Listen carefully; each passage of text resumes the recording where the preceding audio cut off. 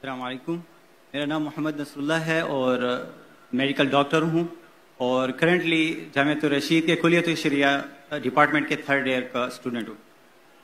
मेरा question human evolution से मुतालिक है कि अगर हम दावा सर्कल्स में देखें तो इसमें 3-4 किस्म की अप्रोचेज हमें नज़र आती हैं इस क्वेश्चन को एड्रेस करने के लिए। एक तो मॉडर्निस्ट मुतजद्दिदीन की जो अप्रोच है, जो आयात और कुरान मजीद को खींच तान कर इनके अंदर हम आहंगी जाहिर करते हैं। दूसरी साइंटिफिक रेफ्यूटेशन वाली अप्रोच है और तीसरी फिलोसॉफिकल अप्रोच है, यानी मेथडोलॉजिकल नेचुरलिज्म वाली। तो आपसे आपको ओपिनियन जाना था कि इनमें से इफेक्टिव आप किसको जानते हैं, क्योंकि साइंटिफिक अप्रोच पे भी एतराज़ किया जाता है कि उनमें माइनॉरिटी ओपिनियन लिया जाता है साइंटिस्ट का, जबकि कंसेंसस उनका एवोल्यूशन के होने पर है। अगर इस्लाम पे माइनॉरिटी ओपिनियन को लेके एतराज़ किया जाए तो हम नहीं लेते। भाई का बहुत अहम सवाल है कि जो एवोल्यूशन के बारे में जिस डार्विन थ्योरी है कि हम इंसान बंदर से आए और ये कुरान मजीद के खिलाफ है, तो भाई साहब पूछ रहे थे कि 3 तरीके होते इसको अप्रोच करें। एक लोग जो एवोल्यूशन को पूरा सही मानते और घुमा फिरा के बोलते भाई ठीक है कुरान से टकराता नहीं, और दूसरा तरीका है फिलोसफिकल बात करना, और तीसरा साइंटिफिक एविडेंस को जो साइंटिस्ट कहते उसको दूसरा एविडेंस देना और प्रूफ करना कि ये साइंटिस्ट गलत है और कुरान सही है। 3 अप्रोच है। मैं मानता हूं आखिरी अप्रोच में कि मेरे नजदीक, क्योंकि human beings evolve from ape is not a scientific fact according to me. ये साइंटिफिक फैक्ट नहीं है, ये हाइपोथेसिस है मेरे नजदीक। मैं जानता हूं कि अभी पहले तो बहुत कम साइंटिस्ट, कुछ दौर था कि ज्यादा साइंटिस्ट मानते थे डार्विन में, बाद में कम हो गए, फिर बड़े ऊपर नीचे होते रहता है।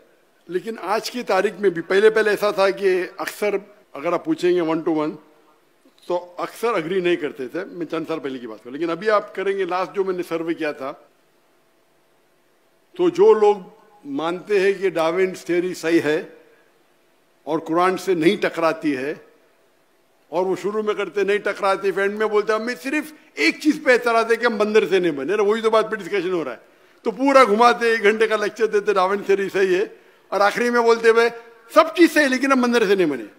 मैं बोला भाई साहब पहले बोलो ना ये, और बहुत से लोग मेरे दोस्त है, दाई है, मैं उनसे बोलता हूँ भाई आप पहले बोलो, मैं कोई तरह से शुरू में तकदीर के बोलो, आप बंदर से नहीं बने, फिर आप डार्विन थ्योरी को सपोर्ट करो।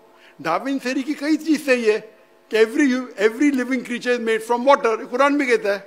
कुरान में सूरह अंबिया सूरह नंबर 21 आयत नंबर 30 में लिखा है अवलम यरलज़ीना कफरू अन्ना समावाति वल अर्द कानत रतक़न वजअलना मिनल माई कुल्ला शैइन अफ़ला वजअलना मिनल माई, हमने सब चीज पानी से बनाई। तो डार्विन थ्योरी की कई चीज सही है, लेकिन बुनियादी चीज तो सही नहीं भाई, बुनियादी चीज तो बंदर से नहीं बने भाई।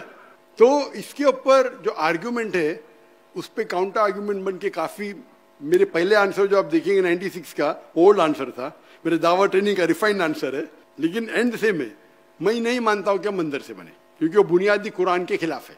आदम अलैहिस्सलाम पहले इंसान थे नहीं, वो पहले वो जिन ने बोले कि पहले लोग थे तो पहले भी थे बंदर, ये सब फिलोसफिकल नहीं, कुरान है, हदीस है।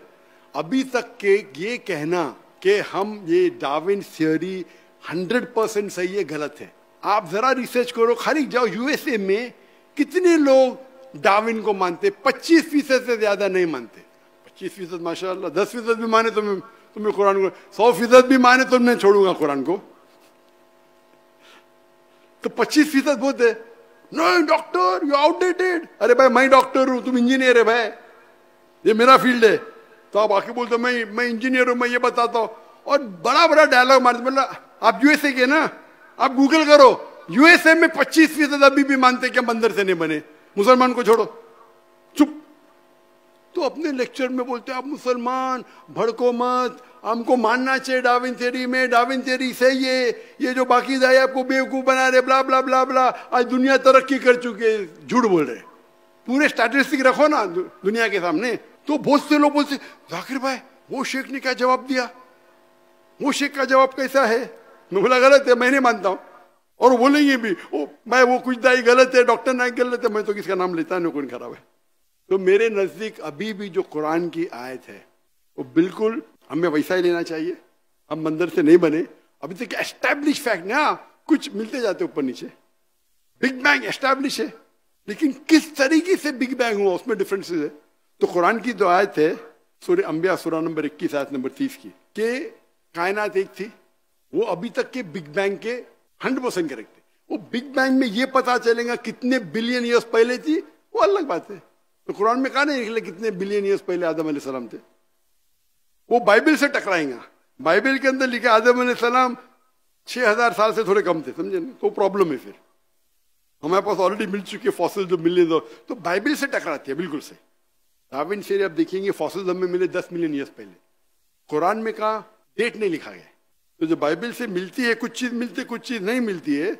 और हदीस में लिखा है कि बल्लिगो निवल आया, एक आयत भी पेश करो। और आप नसारा और यहूदी की किताबों को अगर टकराते नहीं तो इस्तेमाल कर सकते, टकराते नहीं तो इजाजत है। तो जब भी कोई भी दूसरी किताब मजहबी किताब मिलेंगी, जो एक जमाने में हम कहते हैं कि इंजील वही है, लेकिन ये बाइबल इंजील नहीं है, ये बाइबल है इंसान की लिखी हुई, इंजील नहीं है। तो ये बाइबल में से जो चीज कुरान से मिलती है हमें कोई एतराज नहीं मानने के लिए कि अल्लाह का कलाम है।